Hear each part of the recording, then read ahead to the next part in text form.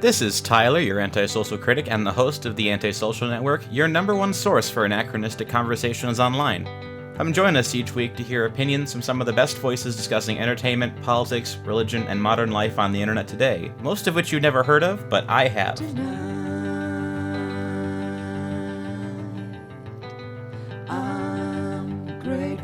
This week on Antisocial Entertainment, we're joined by Leo from Implicitly Pretentious. Leo is an excellent video essayist who focuses on exploring the sociological implications of popular films like The Avengers and Star Wars. We previously had him join the previous iteration of this podcast over the winter to discuss his opinions on Star Wars The Rise of Skywalker. And now we're just going to hang out and talk about what we've seen since. How's it going, man? Hello. I look like a corpse, I just realized. Like half my face is in the shadow. What the... Oh man. Okay. Yeah. And my hair keeps getting in my eyes. I'm okay, thank you. You're not. As long as you're not an actual corpse. As long as I'm not interviewing an actual corpse, this is all right. But my sense of time has been completely ruined due to quarantine. I know. I've feels like Groundhog Day. I've been unemployed for 2 months, and I'm just sitting here like, wow. This. I feel like I felt like after college when I didn't have a sense of what day of the week it was anymore. It's like. But it doesn't matter anymore, because now every day is exactly the same. Yeah. And also, you have that thing where you procrastinate, so then one day feels like 3 days. I have the opposite problem, where my days just move way too quickly, so I'll wake up at like 11 o'clock in the morning, and I'll be like, man, I should do something today, and then I'll like go out for one errand and be like, no, I don't have time to finish anything else today. I'm just gonna put on a movie and go to bed. I'll get to the like middle of the week and Wednesday and I'll realize, oh crap, I haven't done anything in 3 days. I think for me it's too fast when it should be slow and too slow when it should be really fast. So everything's been recalibrated. Even taking a dump takes longer than expected because I'm like, it's fine. I can stay on the toilet seat for like 2 hours scrolling through YouTube, you know, and both my legs are like, you know, completely, there's no blood circulation anymore, and it's like, oh, ridiculous. It took 3 hours to eat dinner last night because I just kept watching stuff on the computer, just clicking regularly. It's horrible. What has it meant for you then? Have you been finishing up your school, or are you done at this point? I've still got like 2 university essays left, one of which is my dissertation, and... I don't know. Time itself has collapsed in onto itself. Do the weekly video essays, but then I also want to do like the longer ones, which is every like 2 weeks. I want to make it. So, I don't know. There's that. It's just a mess. I don't like it. No, I feel that, but as long as you got deadlines, it's relatively easy to keep moving. That's really what's important. You got to have at least some amount of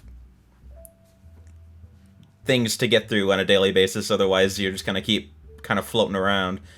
And that's the weird. Like I never thought I would miss work until I hadn't been unemployed for 2 months, and I'm like, I want my minimum wage job at a warehouse back all of a sudden. Oh no. I think I feel like I have a little bit too much control over my life, if that makes sense. I'm like, I want to learn to play this song from Final Fantasy VII on my guitar, and I'm like, I'll do it tomorrow, because there's nothing else going on tomorrow, and then tomorrow happens, and I'm like, I'll just do it tomorrow then, and there's tomorrow, and there's 3 weeks go by, and you're just like, I still haven't learned it. I forget who said it on Twitter, but like I'm never gonna be able to lie to myself again and say I need a huge month just to do all the things I want to do in my life, because now I've had 2 months and I'm like, well, my book's not done yet, my YouTube channel isn't upgraded quite yet, but I'm slowly moving in that direction. Maybe by the end of 3 months I'll be there. Jolly. Yeah, I don't know. It's a bit.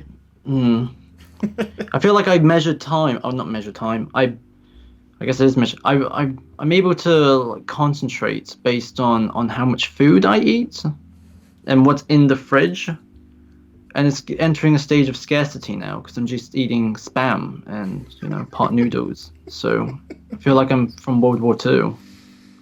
Well, There you go. I switched just over to like bran flakes a while ago, so at least my body is getting something moderately healthy instead of just processed food.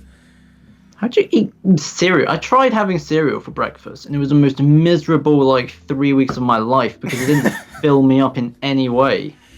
I mean, I've had it since I was a little kid. Maybe it's one of those things you just kind of have to get used to. But I never thought of cereal as an acquired taste before.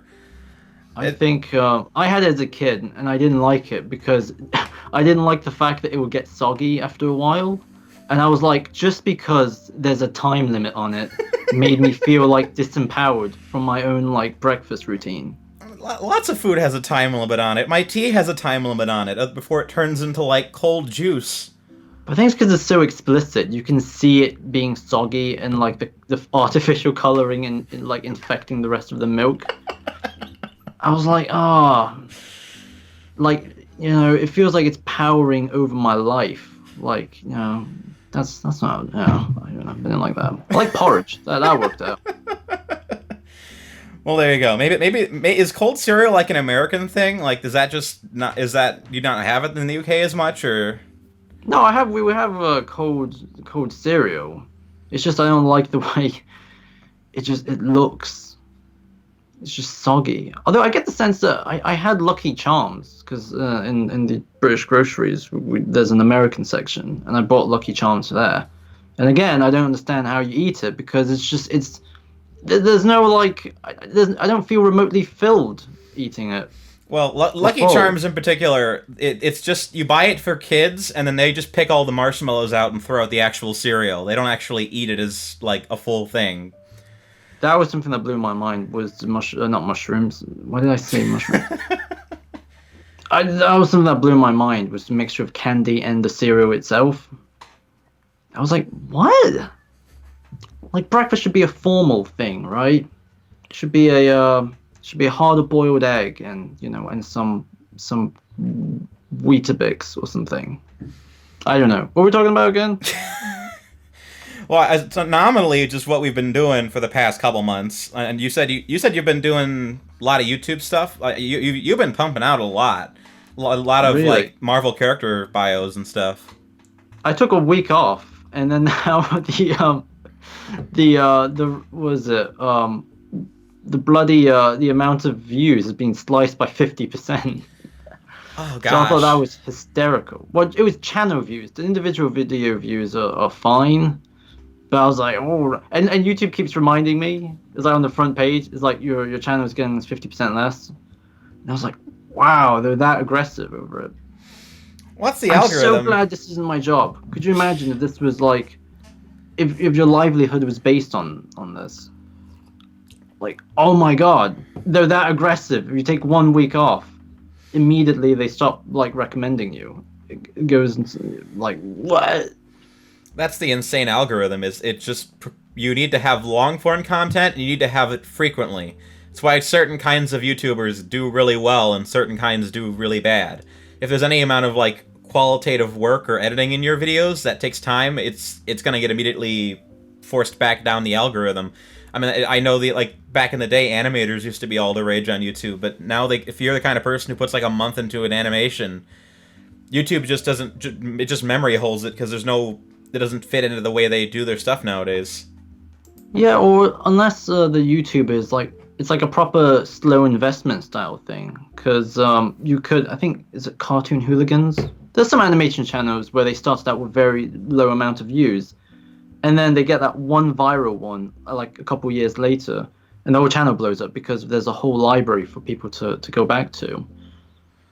So is that real proper, like, you don't see results after like until 2 years into the future kind of like level of planning?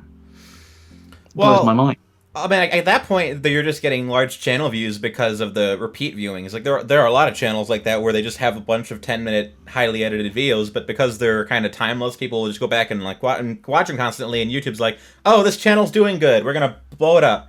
I can't speak totally to how YouTube does this, but it's what their algorithm is very weirdly designed. It just seems to pick things that it likes and then self-perpetuates them for arbitrary reasons. I don't exactly know why they do everything they do.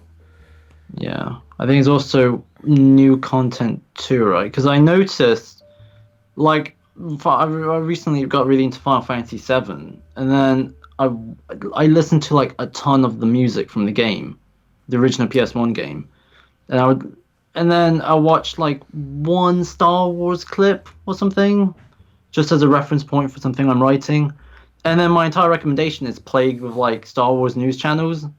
And I'm like, I just watched one thing. I don't, there's no point in listening to Star Wars news because they're gonna change it like the next second, and I don't like need angry headlines like to be exposed to it every day.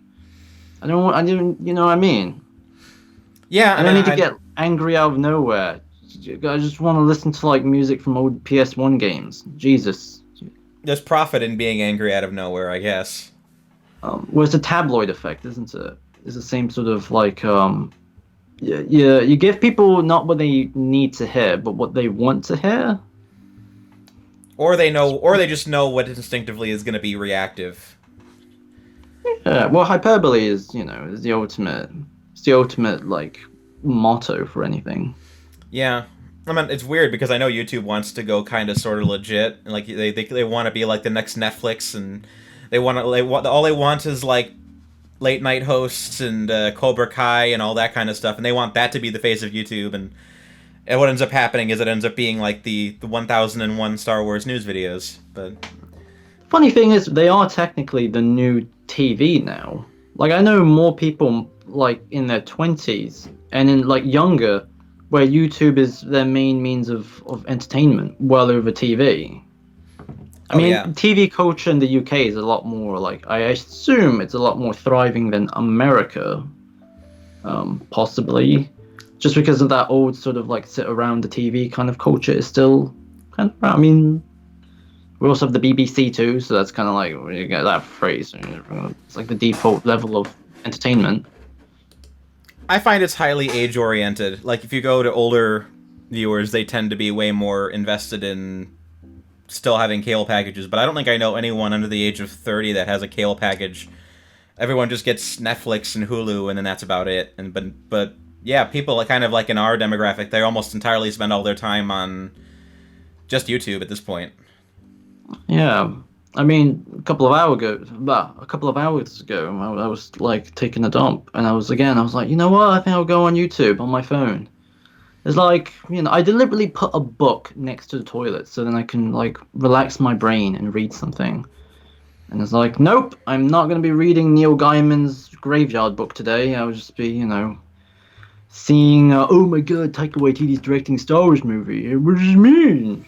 No, but like he's probably going to be fired like tomorrow. Like, why am I like wasting any mental energy on this? Unless, you know what I mean? I guess the alternative is watching, like, The Irishman on the toilet, but that kind of seems like it's defeating the point of that. That was a long, like, bloody dump. Could you imagine that? 4 hours. Oh, gosh, just the full thing. You'd have to watch it in chunks. You wouldn't just do it in one sitting. I like that film, actually. That was, I feel like that would be one of those films where you're taking a dump and then you're just like, you know what? I'll keep watching it. I was gonna watch a couple of minutes to see what it's about, and you just get sucked in. Oh gosh, that sounds like a horrible idea, but I've had that with YouTube documentaries. Like ever seen like Jay Aubrey's channel? I don't think I've seen her. There's loads of like profile channels that I've got really, really into watching, where people talk about old famous YouTubers that have completely imploded. Oh, okay. Yeah, I got really, really like into watching those documentaries, and unfortunately they're an hour long, so my legs on the toilet is not exactly in good condition. Oh gosh, have you heard or seen of Capone yet? For some reason, talking about the toilet reminded me of that movie. Have you heard of that movie that just came out? That's the Josh Trank film, right? Yeah, there's at least 3 occasions in that movie where there's a punchline where Al Capone craps himself. I've not seen it, but I kind of want to, because I really want to know what Josh Trank's career is after Fan Stick. So I've already submitted a review for it. It's not a good movie, but it is. I found it extremely fascinating in like the most morbid way, kind of like watching Cats. Like this is. I'm not watching something that works. I'm just watching this very strange performance of a guy basically going through the last year of a man's life as he's dealing with dementia, and I'm like, okay, there's something to this. There's something to the way this is made where it's like, okay, there's like no plot. It's very formless and strange, but okay. I mean, like everything about this seems to be punctuating the idea of just what is it like to be a guy who's dying of syphilis or dying of dementia. I'm like, okay, but all the talk about poo just reminded me of that, which probably isn't a good sign for what that movie is building associations with in my mind. But how strong is it as a black comedy? Because I'm really kind of like, judging from what I've seen of it, I'm like, is it self-aware, or is it supposed to be I didn't laugh. Oh no. I was just kind of watching it like a very loose, kind of like scatological drama. Like it just kind of like it's a very cold experience. It's not like watching something like Untouchables where it's like an interesting action movie with like characters and the movie has like a lot in mind. It's just like it just seems to be kind of like meditating on this one performance, and it just kind of slowly works its way from its premise of what does it mean? What is it like to be in the mind of someone who has extreme memory loss and can't really function as a human being? So it doesn't really with a character like that, it really can't go anywhere. It's just meandering. Oh, okay. Is it distinctly Josh Trank? Is there like something where you can? Oh, really? Okay. Lots of body horror and scatological violence. Oh, I want to watch it now because I'm kind of like watching Fan Stick. I was kind of like, is he a hack or is he like an auteur? Like, does he have a distinctive style or is he just like the guy you get, Kind of both. Just because, Okay. That's good. I'm more inclined to watch it then because I'm like, I like even if a film is bad, if it's distinctly, if it carries a distinct quality from the director, and you can tell there's almost like an unavoidable artistic effect. I'm like, that's it's always going to be a fascinating watch, or in this case, an autopsy. But this is definitely the most Josh Trank film I've watched. So I'm more so than Chronicle. Well, Chronicle was kind of a what's the name of the guy who wrote it? Max Landis. Yeah, the most controversial. The most controversial filmmaker since D.W. Griffith. Yeah. But he's more bloody controversial than Josh Trank now. That's hysterical. Well, it not for the way he makes his films, for completely personal reasons. So yeah. But yeah, I mean, Josh Trank. I remember I heard the guy who made Fan Stick has a new movie. I'm like, I gotta see that. Yeah. that was my first reaction. Wasn't it's gonna be good. It's I have to see it. But I was like, he has a career. I can't believe it. Like. Apparently they announced it like the year after Fan Stick came out, so this has been in development for a while, which I was kind of surprised to find out. That's so lucky then. Oh my god. Well, apparently they got the reason it took 4 years to make is that they had to delay it a year because of Venom. So, but I don't know what Tom Hardy's thinking picking all these really weird directors to do things with. I think he just wants to do weird things. I feel like he's like Michael Fassbender. He just says yes to anything. You just be like, hey, you want to be in Kung Fury 2? Would you want to be in Assassin's Creed? And then, a big director, like Steve McQueen would be like, hey, you want to be in my movie about sex? Same thing with like Tom Hardy. He'll just be, one moment he'll be in Mad Max, the next he'll be in Venom, and the next he'll be in Capone. Well, that's the thing. Leviathan, just what? Hardy and Fassbender aren't bad in any of these movies, even though the movies are bad. I guess they're just really, really nice people, right? They're like, they're very sociable. They're like, oh yeah, I'll be in your movie, sure. Yeah. Although I think Assassin's Creed was just contractual obligation. It's like, oh, we'll do your fancy Macbeth movie, but you have to do our checks notes Assassin's Creed. Oh no! Oh no! I was curious, like how do you go about picking videos for your analysis on YouTube? For the character essays, it's literally a poll on Patreon. Well, there you go. So it's literally, I'm like, and I used to do it, the vote, like, for the next week video, but now it's 2 weeks now because I need more time to, like, to write and research and stuff. And then there's kind of like the one-offs that I throw in that is just for me. Yeah, so it's literally just let the people vote on it. It's a very democratic process then. Because I've done it long enough now where there's a very specific process I can always rely on. It doesn't always have to come from like an idea from me. It's just like, okay, I'll have to have an angle. I watch a bunch of clips and whatnot to be like, okay, that's something that I particularly like. But then it would be like, okay, but I have a set of particular theories and concepts that I'm familiar with. I can go in with through the theme of memory, through the theme of trauma, through the theme of self-esteem, or the theory of what X, Y, and Z technology, and then just that will be breaking it down based on those kind of similar angles, if that makes sense. Sure. I mean, and most of the films you tend to pick are the more popular, big stuff like Avengers and Star Wars. Have you done a lot, or thought about doing a lot more outlandish, unfamiliar stuff? Like, I know you did Jojo Rabbit, and that was really fun. Yeah, people vote for that too. Well, there you go. Yeah, I don't know. I think it just sort of. I used to have a list. I made like a massive list of like 40 something videos. So I was like, I'm gonna make this. But then I realized the more I rigorously followed that list, sort of the more spontaneous interests of the moment would just kind of be like, I wouldn't be able to use them, if that makes sense. If I suddenly watch, recently I watched Mortal Kombat Scorpion's Revenge, and I was like, this is awesome. And I was like, there were very specific interests that I wanted to analyze and talk about. Look at how violence is used for both comedic and serious, ways, and this and that. The way it solved very specific problems in the Mortal Kombat mythology. But I'm like, well, it's not on my list, but I really, really want to talk about it. So I've had to enter this sort of bit where I'm like, okay, screw the list. I'm just going to make what I want. And then the main sort of through line that I can rely on are what people vote on, if that makes sense. Sure. So, what have you been watching a lot since or what have you been watching and playing a lot since all the lockdown started?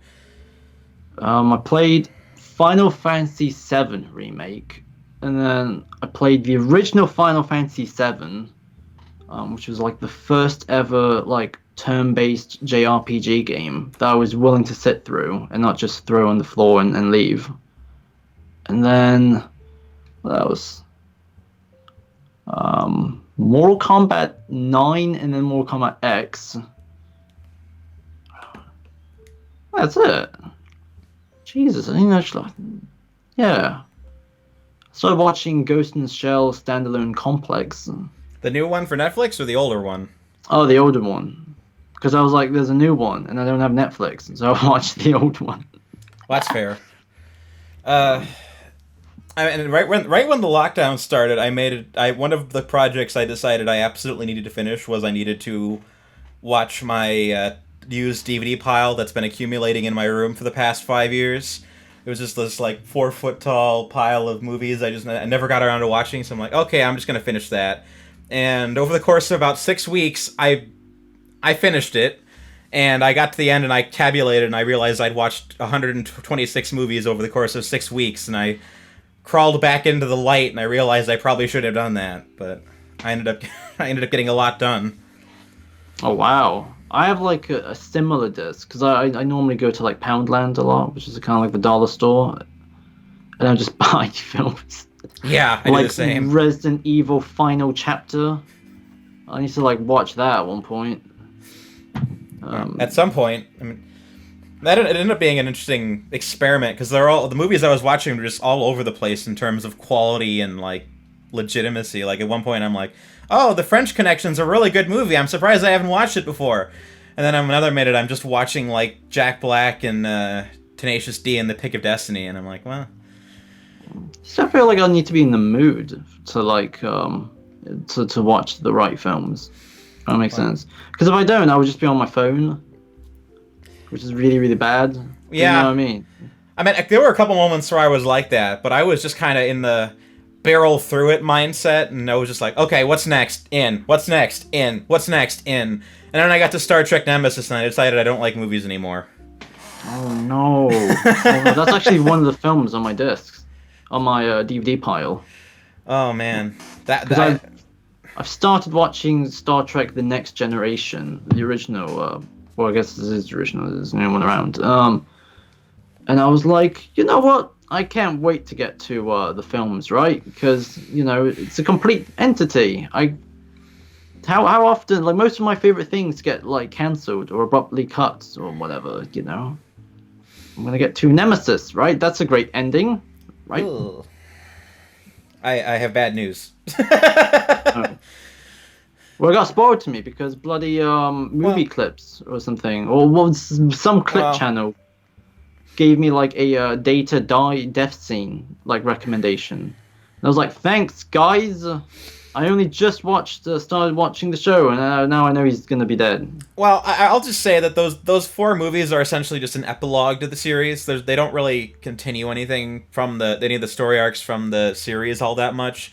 Like the only super interesting thing I ever found in the movies was by the time you get to like Insurrection, they're starting to weave in references to Voyager and Deep Space Nine just to kind of show where in the timeline this is taking place.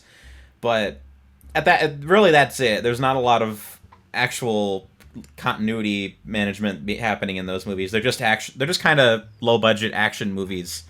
So Okay, so they don't contribute in any meaningful way. Not really. I mean, Picard the new Picard series probably added more to the continuity than those, and that was a bit of a mixed bag. But either way, I remember watching Generations years ago, so I'm not looking forward to seeing that one. Yeah, That's a movie where bloody Caligula, Malcolm McDowell, just beats up Kirk, isn't it? Yeah. Because that's all I remember as a kid, being really bored. Because I was like, why is just like 3 elderly men like punching each other on the hill? That was the least consequential like resurrection of a major character I've ever seen in a film. It's like, oh, we're bringing back Kirk for a major motion picture for 3 scenes, and one of them is going to involve him getting into a fist fight for some reason. Well, I also was really confused that he died that way. Because as a kid, you don't really like you have a certain expectation of something being cinematic and dramatic, specifically for the death of a main character.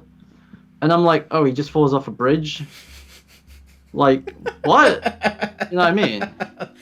Yeah, it is horrifically anticlimactic. As a kid, because I didn't watch the original series, but I knew of it so well because I kept seeing images of it and whatnot. And like Captain Kirk was built up almost like bloody Jesus, he's one of those mascots where you're like, he's deified. And then I remember being like, oh, he's just like an old chubby man who falls off a bridge. Yeah, this is how you waste the canonical death of Captain Kirk. Good job. Yeah, I was so confused. I was like, is this like a like a comma? Is there something else after this? Where you know what I mean? Like, this can't be the big ending. Yeah, it's more or less better just to kind of forget that those movies are there. I watch them once just so you know what happens. First Contact's pretty good. Insurrection's pretty good, but there's nothing in them you have to see to understand the rest of Star Trek. I can't wait to get to First Contact, because I can't wait to get to the scene where Picard shouts, I will make them pay for what they've done. Because that's like a bloody meme now. And I know that when that happens, I'm going to be like cheering and applauding. Well, Picard is a weirdly different character in the movies than he is in the actual show. He's very like action man in those movies, and he's really not that in the show. The show's very intelligent. Well, that was something that immediately confused me watching the original, watching TNG for the first time. Was that he was like a dude who's reading books and doesn't like children. And I'm like, oh, what? We're all talking. This is the same character who punched Malcolm McDowell on a mountain, right? Like, this is the same person. You know what I mean? I was so like, what? Does he naturally develop into an action hero by the end, or does he stay as a like diplomatic intellect? They kind of retconned a little for Picard, where he's a little bit more similar to his television show self, but he's pretty wacky in like everything post the Next Generation. Like, he's really laid back in that series, and when you get to Picard, he's like doing his pirate impression and running around and doing weird things. I saw a clip of that. I've not seen Star Trek Picard yet, but I've seen a bunch of clips, and I'm like, I'm still kind of that feeling, that confused 8-year-old who watched like bloody Star Trek Generations is still like somehow completely rehabilitated from seeing those clips, because I'm still having that confused 8-year-old face. I'm like, that's the same like Picard. Like he likes children now? What? Because I literally just watched, like in the bloody pilot, he's like moaning about kids on the Enterprise. Yeah, I mean the original series and Next Generation just kind of seem to take place in a universe exclusive to everything else in Star Trek. Because by the time you get to the movies and the more recent stuff, it's completely different. Just in the way the universe is laid out, the way the characters act, it's a weird transformation. But No. I guess it's just the way they think that they need to capitulate to audience demands, because they think, oh, we need to have action, we need to have special effects, we need to have, it needs to be dark and brooding, and like, no, it doesn't. You can have a nice laid back intellectual series where a man doesn't like kids and he takes his nice explorer ship into the depths of space and has to deal with Q. Dude, that's all you need. Yeah, well, that's something that blew my mind watching TNG for the first time. Was I got really, really, even though like the first season is considered the worst, I was still really, really gripped every episode, because it was like every episode was like a bottleneck episode. Is that what it's called? Bottleneck. It's where it's just people in the room talking. And Yeah. I'm like, this is like listening to a social science debate. You know what I mean? Like, this is really interesting. So I'm like, you'd think modern Star Trek would basically just be like Black Mirror or something, right? It would just be a science fiction what if every episode has like a particular relevant technological problem, and then you solve it. But instead it's like pew pew pew pew pew pew pew and pirates impressions. Exactly. Weirdly enough, the Orville is more similar to the classic Star Trek than anything Star Trek is right now. That show, I have not seen it, but I really want to punch Seth MacFarlane. He's got like the most punchable face, so I don't think I could watch it. He seems like a nice man, but there's something about like scientifically, like his face is composed in the most like punchable maximum way. He has a bit of a smug tone whenever he's on screen, like at all times. Yeah, even when he's not playing a smug character, he looks smug. Yeah, he's that way in Ted too. And even when he was in Once Upon a Time, or A Million Ways to Die in the West, which he's playing an absolute idiot in that movie. Which I don't take pride in the fact that I've seen that movie. I just recall seeing it, but...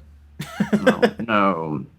I can't. There's something about his big ass forehead. And he's like, really... And his like smile, I don't know.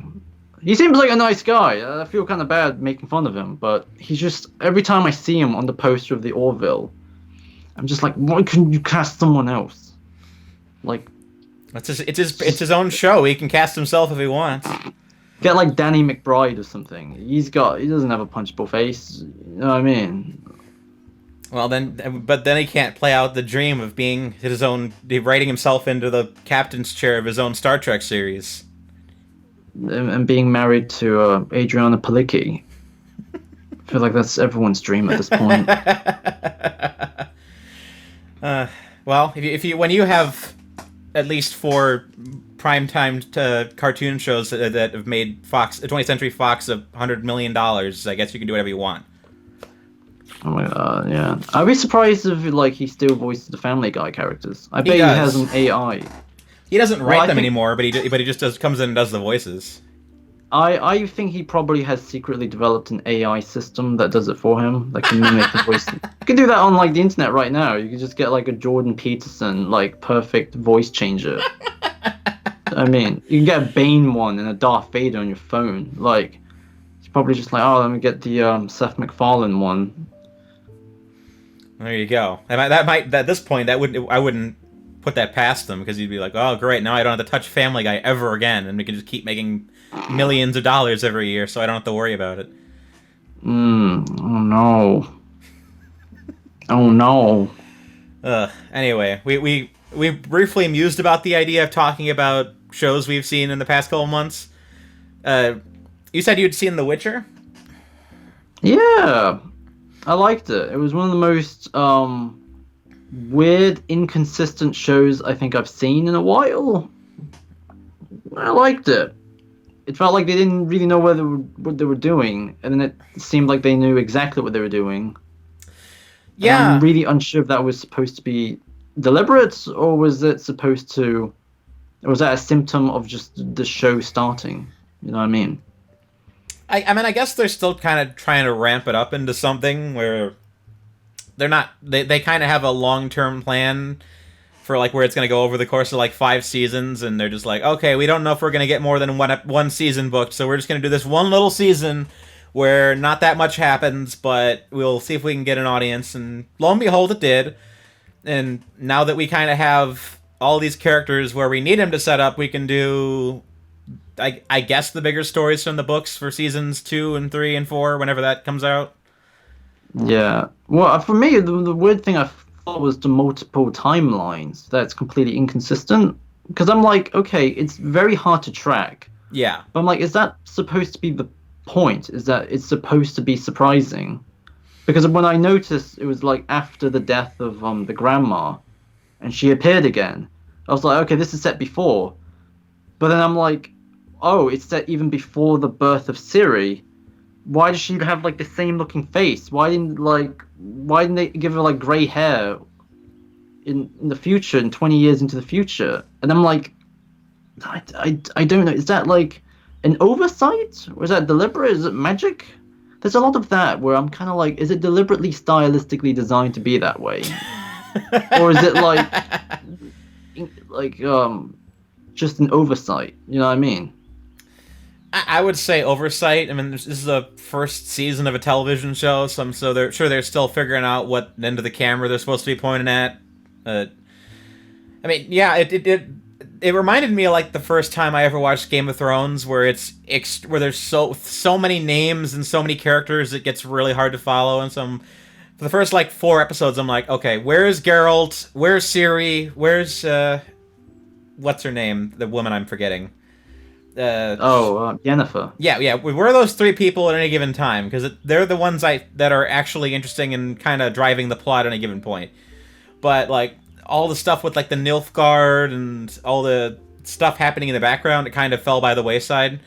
I mean, everything I liked about the series was just the way these characters just don't seem to care about the way everything seems to be moving in the rest of the world. Like, I think my favorite episode was the one where they trying to fight the Jinn, and the whole episode is just about Geralt trying to get over his insomnia somehow. And he goes miles out of his way to summon a genie so he can fix his insomnia. And then eventually it just turns into this whole epic where he finally gets his wish in the way he wasn't expecting. But it was just a nice little bottle episode where it's like, this kind of encapsulates Geralt as a character well. He doesn't really have any sort of greater desires or wants outside of just his immediate ability to function. Like, he's just ability to get by the next day, and because he is who he is, and because he has so much power and so much ability behind him, he's able to find these insanely outlandish solutions like summoning genies to fix insomnia, when obviously there's clearly other things that are bothering him. There are clearly other things that are going on in his life that he probably should be fixing, but no, he's gonna just go the longest way to fix it, and it's not gonna be some magical quest necessarily to solve all of the problems in this land. It's insomnia.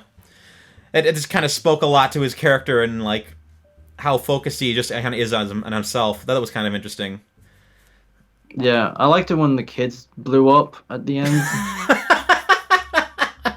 Because I was like, oh, it's been a while since I've seen children die in like a piece of media. Like, oh, that's refreshing in a weird way. I'm sure lots of kids died in Game of Thrones. Yeah, but by the end, it was just kind of like, it was kind of, that was all gone. It became like just fantasy fighting stuff, show. Well, yeah. I mean, the final season of Game of Thrones is its own. It's an insane thing to go down, but that's kind of like this season of Witcher definitely reminded me of like early Game of Thrones when it's really nitty gritty. I feel like the first season of Game of Thrones was, although I can't really look at it like objectively because I did the weird thing of I did homework for Game of Thrones before watching it, so I wasn't really disorientated in the same way that I was with The Witcher because I was only familiar with The Witcher from Witcher 3.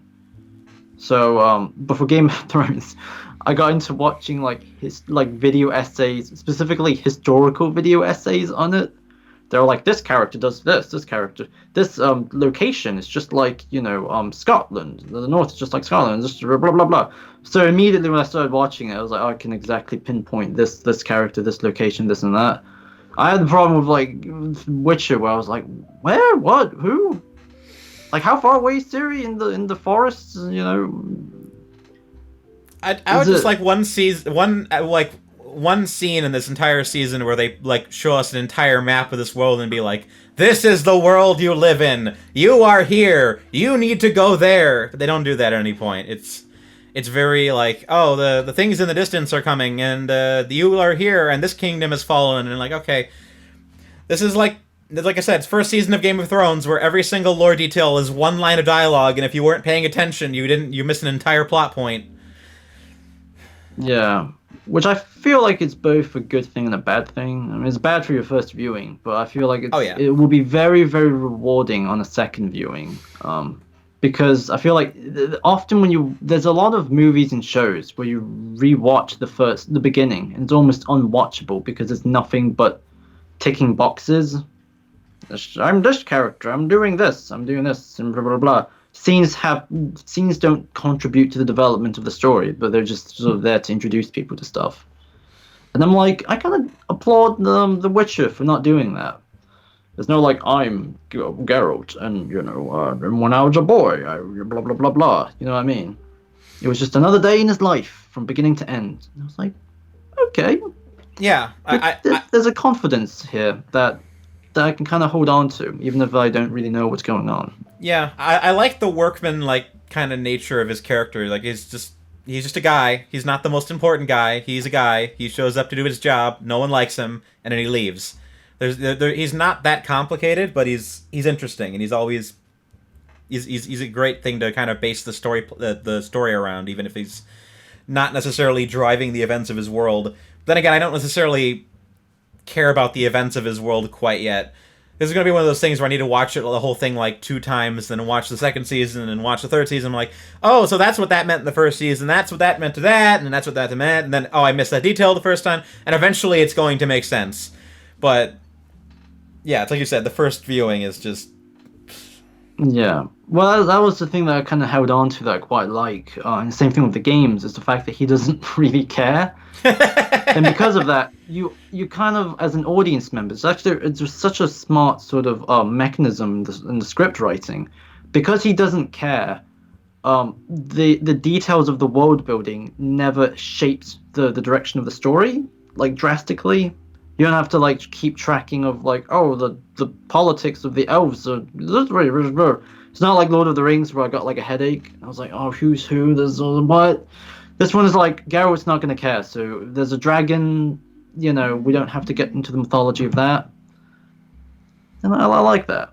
Well, there are a couple moments where they do set up stuff that pays off well. Like at one point when the dragon finally does show up, there's a really casual conversation earlier in that episode where like, oh, we're gonna hunt we're gonna hunt the green dragon, but those are common. The only ones that you won't ever see are the golden dragons. And then all of a sudden you see the dragon is golden, and it's like, oh crap, I know what that means. Yeah. Well, I liked how it wasn't like Garrett's like, I've got to stop the invasion with dragons. You know what I mean? I'm gonna blah blah. He's like, I don't care. The war's over. I'm done. Yeah. They've invaded. Yeah. The scale is massive, but the scope is really small. And I'm like, okay, I dig it. I don't have to like really it's not like juggling balls, or anything. It kind of is with all the other plots, because Ciri and all the other characters, they're a little bit more rooted into the world building and what's going on. And I don't think I necessarily cared about the Ciri storyline for the majority of the show, just because that is the most lore-centric one of the three. Oh yeah, yeah, I had the same thing too. I think the moment she went into the we had that super like tropey image of the little girl walking into like the forest, and the friend going like, "No, where are you going?" I was like, no, I was yawning. Ironically Yeah. enough, I was on the toilet too, so I didn't even get up. It did its job. I was like, Man. it's time for me to get up. Then I'm not watching another episode. Yeah, yeah, gosh. This is the most scatological episode of this show I've done in a while. But yeah, overall I want to see more. I do need to play Witcher 3 eventually. I got a copy of it on the Switch for Christmas, and I need to finally dedicate a couple of years to finishing that. But It's on the Switch. Your eyes are gonna bleed well, I'm not because gonna play it on the television. I'm gonna play it on the little screen. I mean, I know if it's on the television, it's gonna look kind of iffy, but on the screen because I've got a Switch Lite. There were so many points where like I couldn't get my eyes were about to explode because there was just so much detail. I was like, what? does it look? So you think it looks good on the Switch then? Because I've heard it doesn't. That they had to cut the texture down on a lot of it in order to get it to fit. Looks good enough for me to feel like I'm in like the future. Because I remember having like the PSP like 10 years ago and being like, yeah, there's like PS1 graphics. And then I was like, oh my god, you can have PS4 relative graphics. It's like, what? Yeah, it's weird that they've been able to get that far just a couple years, but I wholeheartedly approve of it because it means I can. It means in a few years I'll finally get to enjoy my dream of playing Halo on the toilet, and as opposed. I guess you might be able to do it soon because it's on Steam now, isn't it? Yeah, in theory I could download it to my laptop. I don't know. I don't know if my laptop's actually powerful enough to run it, but because especially with the anniversary graphics, because those are insanely good looking. Yeah, I think Halo 2 Anniversary to this day is still one of the most gratifying experiences ever. Oh yeah, one of my things lately is right after I crawled out of the ground after watching all those movies. I was like, okay, I need to do anything else other than watch a movie. I ended up playing through the Master Chief Collection again just because I hadn't played them in for so long, and overnight I'm like, well, dang, now I want to play Halo Infinite more than anything in the world right now, which is good because it's only. Which one's your favorite? Of the main series ones, or just? Yeah, of the already existing lineup, not including Spartan Assault. What's that arcade one you can only play at Dave and Buster's? I forget what it is, but I'd say 2 for the story. I mean, the games are all kind of uneven in weird ways. Like it always feels like every single game is missing a feature I like in one of the other games. So I haven't found the perfect Halo game yet in terms of like this is the only one I ever need to play again because it's perfect and and I never want to touch any of the other features. But of the lot, I'd say 2 just because I think the story in that game it's the entire backbone of the entire trilogy. Like you don't have none of the things in Halo 1 or Halo 3 that work without 2 kind of contextualizing it.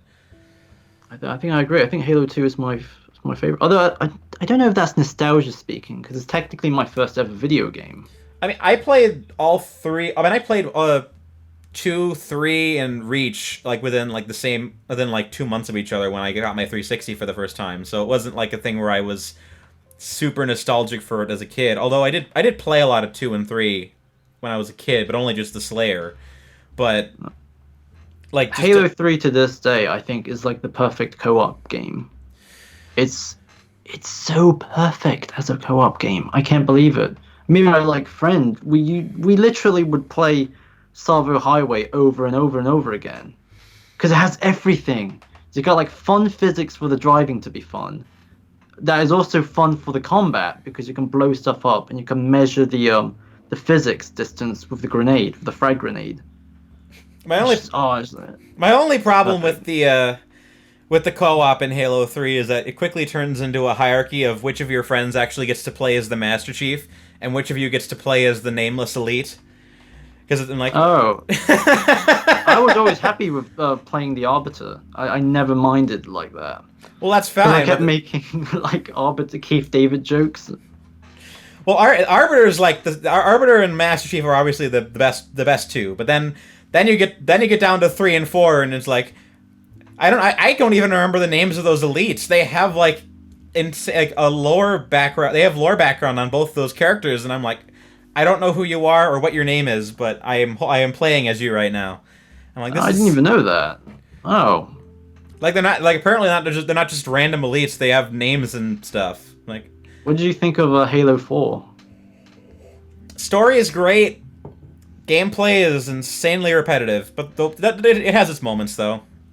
I tried replaying it like a couple months ago, and I was like, this is unplayable.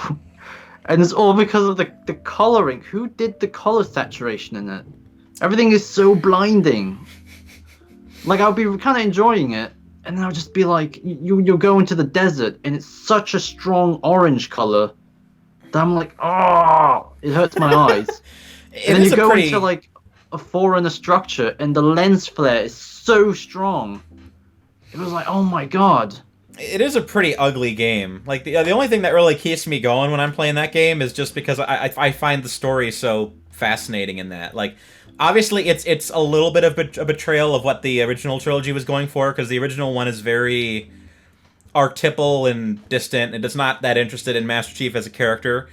But by the time it pulls back in the Halo 4, they're in full character deconstruction territory, and they're like, well, what are the psychological implications of a character who was raised from childhood as a super soldier, and what would happen to him when his literal metaphorical conscience is ripped out of his body and he's forced to stand like alone for the first time in his entire life? And like, that's super interesting. It's a place to take the characters, but I can understand why people don't like the story, but for what it is, I think it's a really smartly laid out version of that kind of story. I feel like the story is really, really uneven. The character stuff is quite good, even though it took me literally years for me to like it, because it was such a jarring transition from 3 to 4. Because I just have to be like, okay, I have to treat it as its own entity. But the main story, I still to this day I don't know what bloody happened in Halo 4. Because it's almost all the information is squished into this bloody monologue by the librarian lady. Yeah. Who's like explaining you the history of the Prometheans, and the history of the Foreigners, and the history of the Didact, and why it's important, and the history of the humans. And I'm just like, in 4 minutes, my brain is like, just like, it's turned into a rock. I can't, what? I mean, the alternative is you can read 6 books that are in the paperback section of your local Barnes & Noble that will happily explain every single detail in the games out for you, but I don't blame anyone who isn't me that hasn't read all those books, but... So it didn't alienate me, but yeah, I will agree, the story is insanely uneven in terms of how it lays out information. I just think that the thing that defines this trilogy is ultimately the relationship between Master Chief and Cortana. And I think that's what kind of keeps it above sea level in some ways. Just watching Master Chief have to deal with the pressure of, I have to save the world, I have to stop the Ancient Forerunner bad guy who's going to destroy the entire human race, but I also have to keep my best friend and my literal internal voice, my internal monologue, safe until she can be brought back to Earth and revived in some respect. I think that there's some that's what drives the story to me, is just Master Chief talking to Cortana the entire time, trying to like calm her down as she progressively breaks down. And then obviously 5 is kind of jumping 5 is where the series jumps the shark beyond what most people would consider forgivable, but I at least see where it's going with the idea of this is going to be the breakup drama of the trilogy, where Master Chief finds out she's alive, but no, she's not who she used to be, and he can't go back to her, and he has to make the decision to not be with her and to distance himself with her until she gets her act together.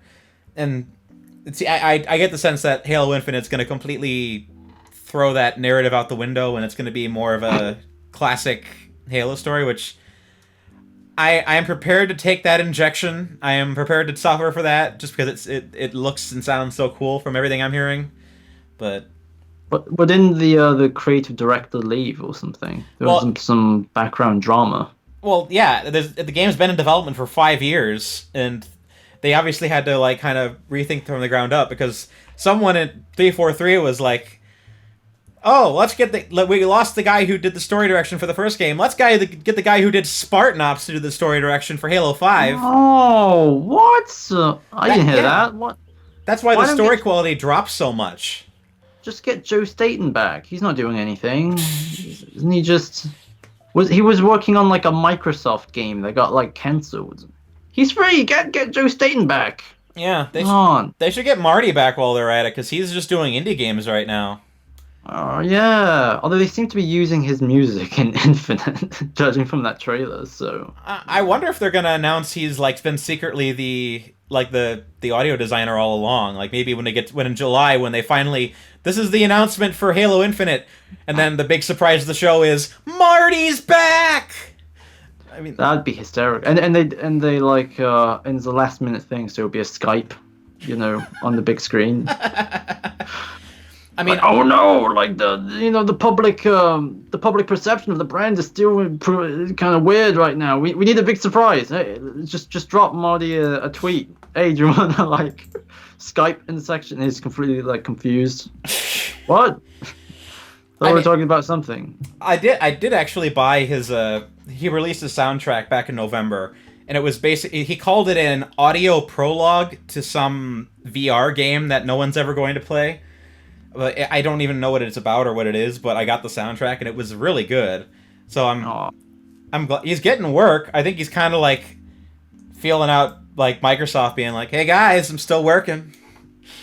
I'd be willing to come back if you want." I mean, I think he will eventually, because it was in that bloody Act-Man interview he did where he's like, "Yeah, I'd go back." Yeah. Did he? Oh, I haven't watched that interview yet. Did he say that? Yeah, Act-Man asked him. And he was just like, yeah, if they asked me, I would totally do it. So, well, there you go. I mean, he did leave Bungie on pretty bad terms, so it would be kind of wonderful if he went to their rival company and been like, "Hey guys." Yeah, apparently, he's still friends with the people in 343. Like he mentioned it. He was still friends with Frank O'Connell and Bonnie Wright. So, well, could totally come back. It doesn't surprise me he's friends with them, because those are old Bungie guys. But I know. You remember he like had gotten into a lawsuit with Bungie when he got like fired suddenly during the first Destiny, right? Yeah, I assume that's probably all like Activision and maybe Jason Jones, but I assume it's more like the Suits people than like his co-workers. Oh yeah, I'm sure he's not like throwing coffee at the interns and secretaries. Like it's like everyone in this building. I assumed he was just that that Bungie just kind of underwent a massive like identity change between games. Like they lost so many of their staff before the first Destiny game launched. Oh no! There's multiple reasons why those games sucked, but that's one of them. Is they had like a vision for what Destiny was going to be, and then Activision was like, "We're firing half of you, and you're cutting out all the story details for DLC," and then that was what launched. Are you annoyed that Halo Infinite is called Halo Infinite and not just Halo 6? I would like it to be called Halo 6, but I think the name change is kind of...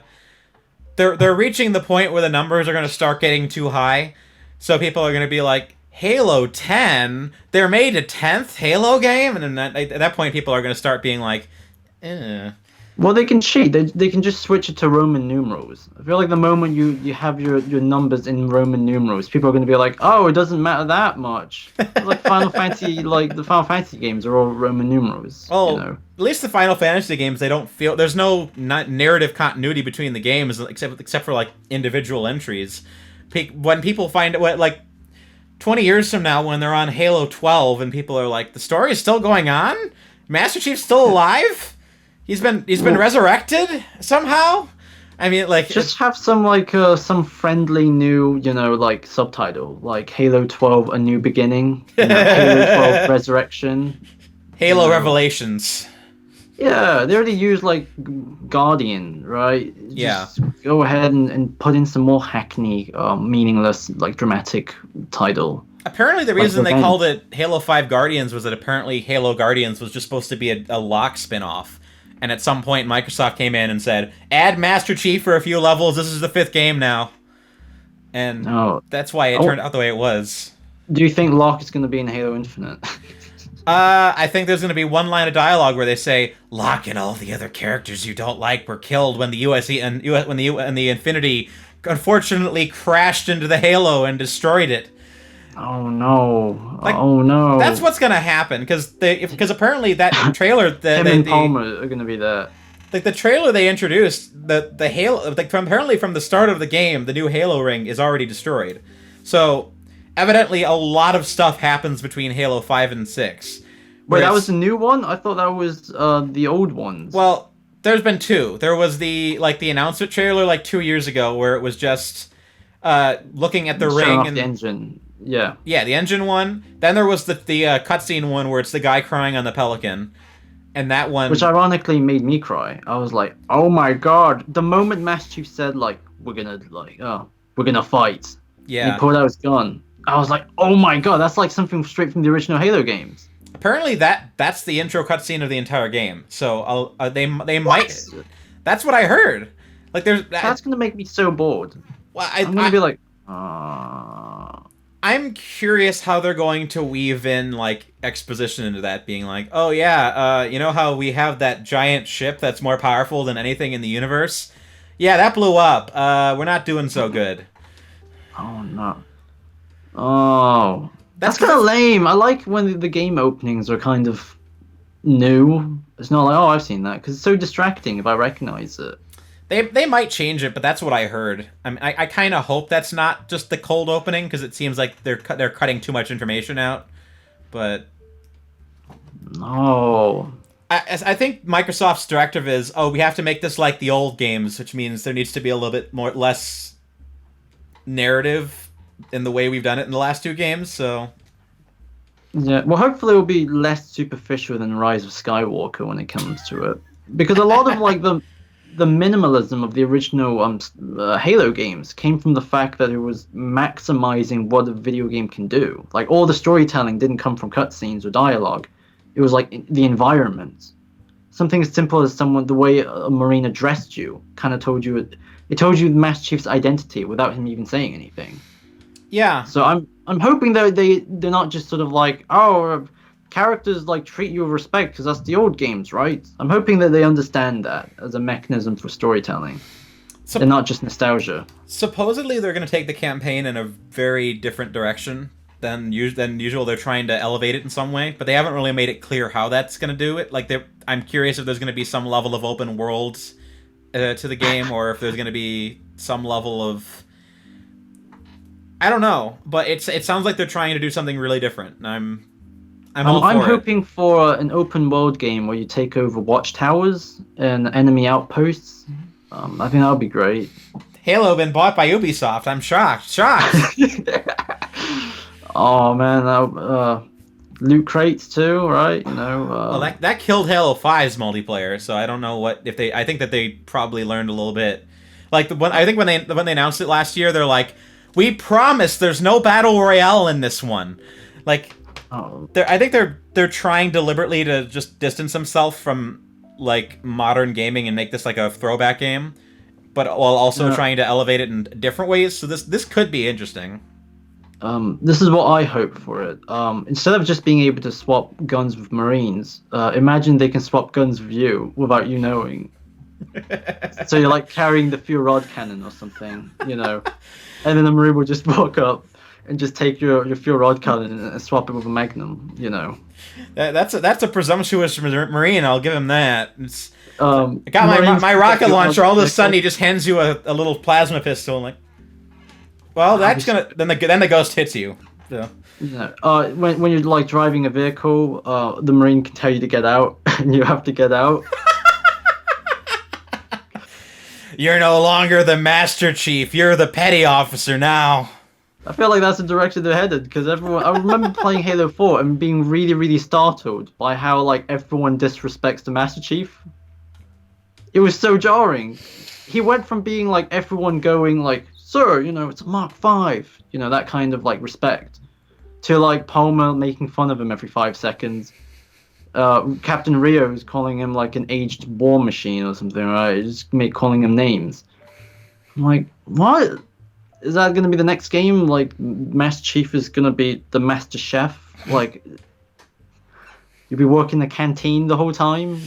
Like, Oh gosh, that's a radical way to redo the next Halo game. It's gonna look like Robert Pattinson as Batman and all those photos of him like just dressed up in like a robe. Halo 6 is gonna take place entirely in a 7x8 apartment. yeah, or you'll be working the McDonald's, and the only hot plasma you'll be carrying is the deep fryer. I don't know. I feel like they're probably gonna do like a safe, soft reboot. Yeah. Well, we'll see. I mean, I hope they find different ways to do it. Yeah, Cortana off-screen redeems herself, so then she can just be in your head. Well, exactly.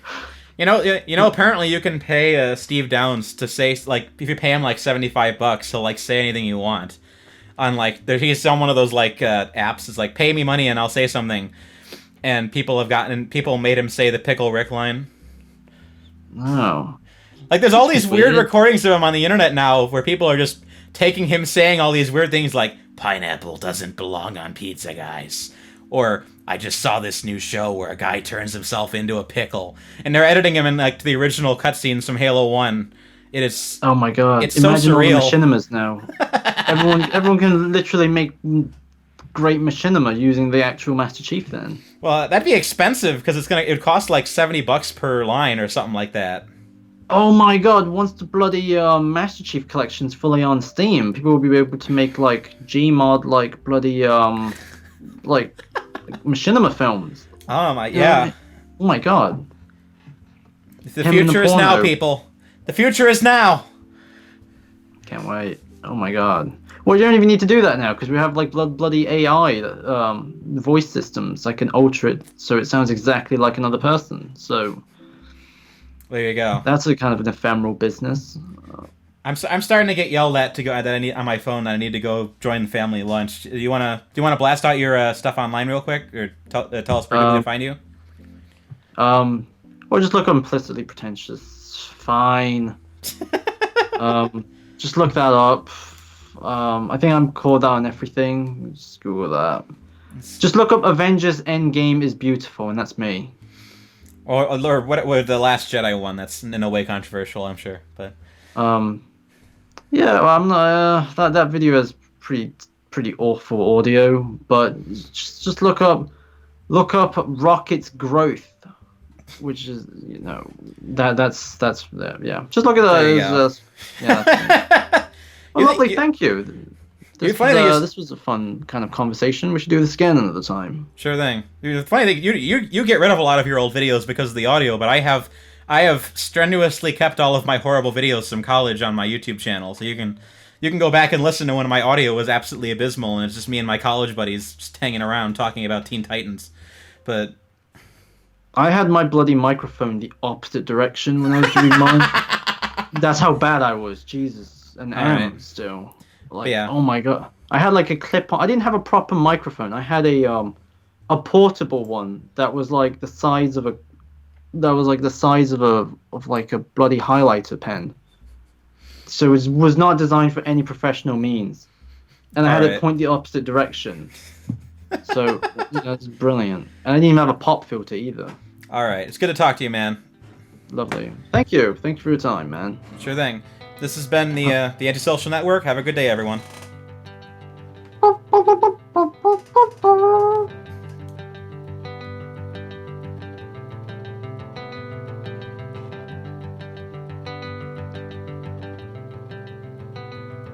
Tonight